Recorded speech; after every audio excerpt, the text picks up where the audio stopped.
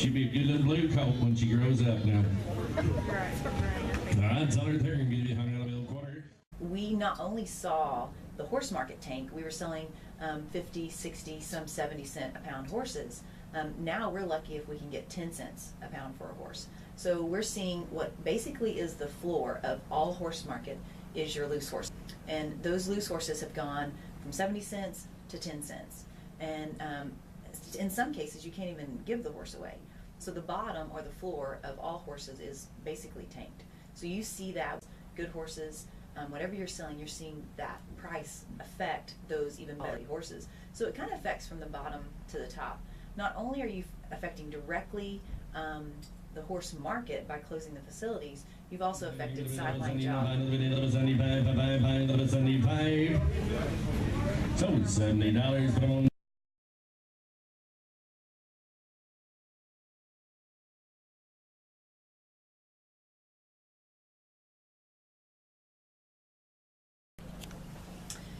Well, we had horse slaughter pre-2006, and we were processing our own horses in the United States. We weren't shipping horses to Canada or Mexico in the volumes that we are now. Right now we're shipping about 120,000 U.S. horses across the borders. Most of those, of course, from our region are going to go to Mexico, where their regulations are much looser than ours.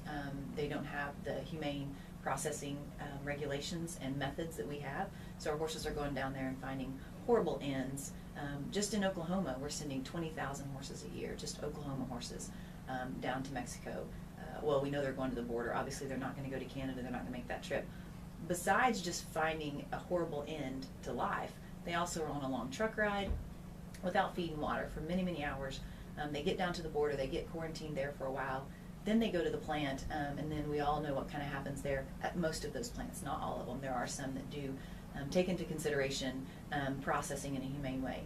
If we were able to do that in the United States, they would all be processed under federal regulation, processed a lot like our cattle are processed, much more humanely, and have a much more respectable end of life.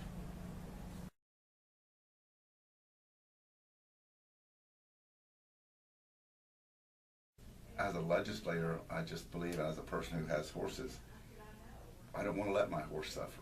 My horses, we're very close to our horses. We believe in them, whether it's culturally as an Indian, or whether it's myself, a person who runs a lot of cattle, and I use that old pony every day, and I've fallen off and got my foot hung, and the horse stopped and stayed.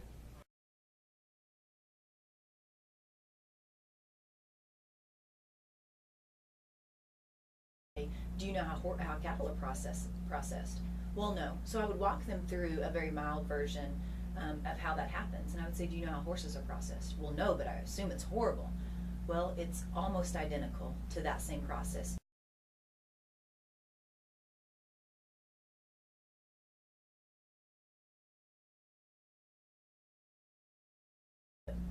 They see these horses as some magical creature.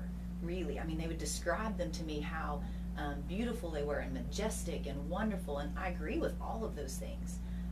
But they could not separate emotion and facts, and sometimes you cannot argue with emotion. You cannot base that argument on facts, because once their emotion kicks in, they don't care about the facts.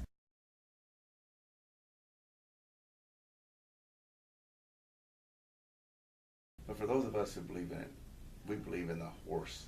Not only the individual horse, but horses. And I think that also is a big difference, in that we believe in horses.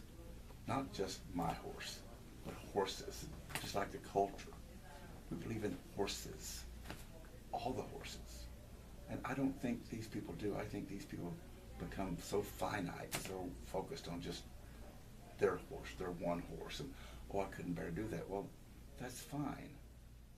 But I'm concerned about all the horses. The problem is I can't get to every single person, and that education process needs to happen. The other problem is they don't want to know, quite honestly. They don't want to know what happens. They just want to imagine that there are unicorns and horses fly.